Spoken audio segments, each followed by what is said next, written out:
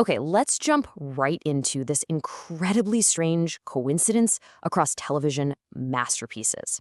Welcome to today's Explainer, where we're going to unpack a super fascinating structural anomaly.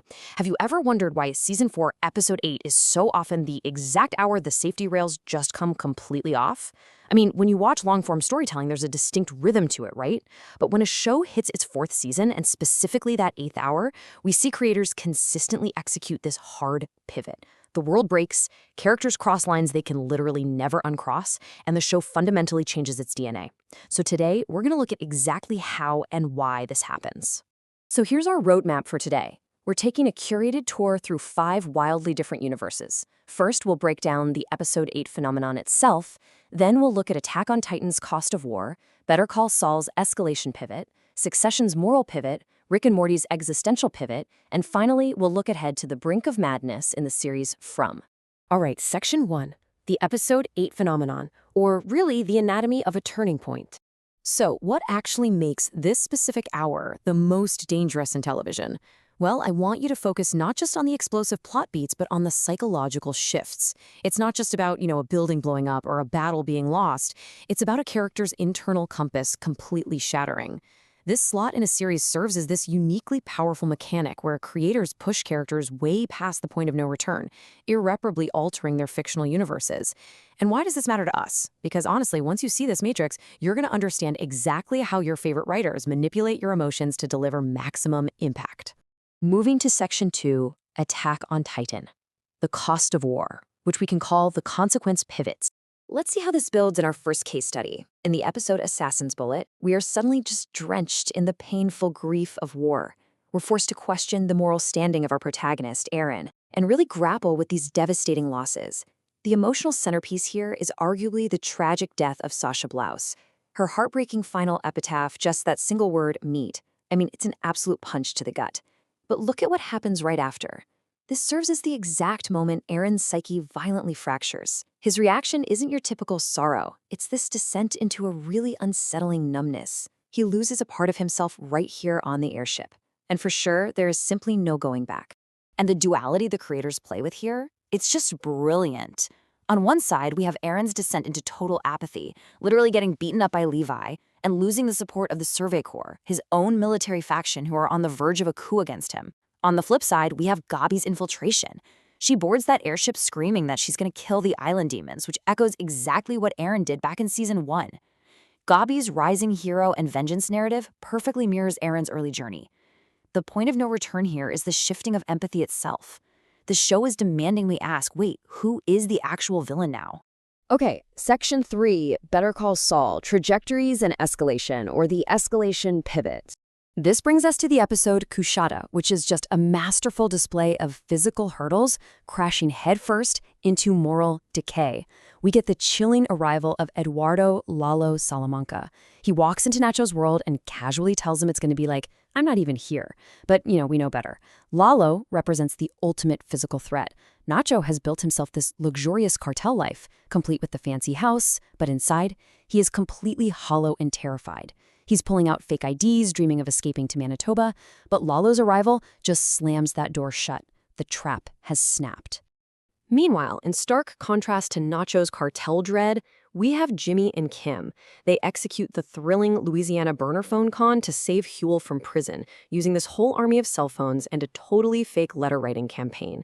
And the thing is, this isn't just a fun scam. It acts as a dark aphrodisiac for their relationship. Kim is super energized by it. By the end of the episode, she's standing outside, cigarette in hand, asking Jimmy if they can do another job. The safety rails? Totally off. They have mutually chosen the path of the con. On to Section 4, Succession, A Nation Fractures and the Moral Pivot. Our third case study, the episode America Decides, uses a fictional, high-stakes presidential election to force irreversible moral compromises. We're just gonna objectively lay out the siblings' opposing political machinations here. The show brilliantly neutralizes the real-world politics by making it entirely about the Roys' selfish ambitions. So Shiv has this secret corporate alliance with the tech mogul Matsson pushing for the Democrat Jimenez simply because it secures her own power. Roman, conversely, has a direct alliance with the alt-right candidate Jared Mencken, pushing him on the ATN network because Mencken promises to kill the Gojo deal. They are both weaponizing a national newsroom purely for personal gain, entirely disregarding the country. The timeline of this broadcast is a rapid, kind of slapstick yet terrifying descent. At 8 p.m., a Milwaukee voting center is firebombed, destroying ballots. By 10 p.m., Darwin, the ATN polling expert, is totally incapacitated after accidentally getting wasabi in his eye, a moment of absurd comedy right amid the chaos. Then, at 11:30 p.m., Roman forcefully pushes to call Wisconsin for Mencken, despite the missing votes. Finally, at 2 a.m., Kendall discovers Shiv has been lying to him about her alliance. Out of pure expediency to kill the tech deal, and honestly spite against his sister's betrayal, Kendall crowns Mencken. The moral Rubicon is crossed. And matching this massive corporate and national chaos is some deeply intimate, emotional devastation. Shiv, reeling from an argument, finally reveals to Tom that she's pregnant with his child. And Tom's reaction? A sadistically cold deadpan? Is that even true? Or is it a negotiating tactic? Wow, it's a breathtaking moment of cruelty that permanently fractures their marriage. There is just no unsaying those words. All right, Section 5, Rick and Morty. The existential pivot, looking at the illusion of consequence. Now, the crucial point of this whole phenomenon is that true turning points require actual consequences.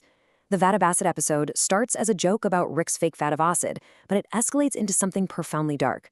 First, Morty demands a video game-style save point remote to escape his mistakes. Second, he uses it to commit these wild, consequence-free crimes and pranks. Third, he actually builds a meaningful life, falls in true love, survives a horrific plane crash, only for his dad, Jerry, to accidentally hit the button and erase the whole shebang. But step 4 is the real point of no return. Rick reveals the remote didn't reset time at all. It teleported Morty to alternate dimensions, permanently killing the native Mortys so our Morty could take their place. Morty realizes the avoidance of consequence was a horrific illusion. He's forced to face an angry mob of his victims, and his only escape is to humiliatingly plunge into Rick's fake vat of acid. Finally, Section 6, From the Brink of Madness, which is an anticipatory pivot. For our final case study, we're looking ahead to a show currently bracing for this exact phenomenon, the sci-fi horror series From, and its upcoming episode Heavy as the Head. By synthesizing leaked synopses and community deep dives, we can see exactly what the audience intrinsically expects from this slot. The synopsis asks, how much Boyd is willing to risk, putting him at his absolute breaking point. Theories suggest a devastating suicide mission, maybe ringing the town bell outside at night to test a dangerous theory, or attempting to trap one of the monstrous creatures, like Smiley, inside the bus. Fans know the structural rules of television, right? They know Episode 8 is where the man in yellow, the show's mysterious antagonist, will likely successfully manipulate the town into turning on itself. The anticipation is so high that fans are actually diving into deep, ancient mythology to prepare for what's coming. They're theorizing that the creatures might be inspired by the Vrekalakas, a Greek decaying vampire that disguises itself by day and consumes livers, pointing to a communion of vampire blood granting eternal life.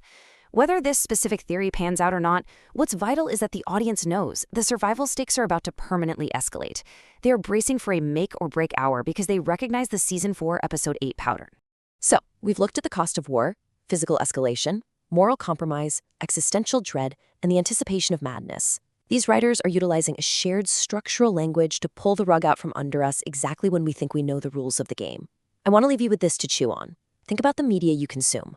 If Season 4, Episode 8 is universally the point of no return, what was the defining pivot in your own favorite show?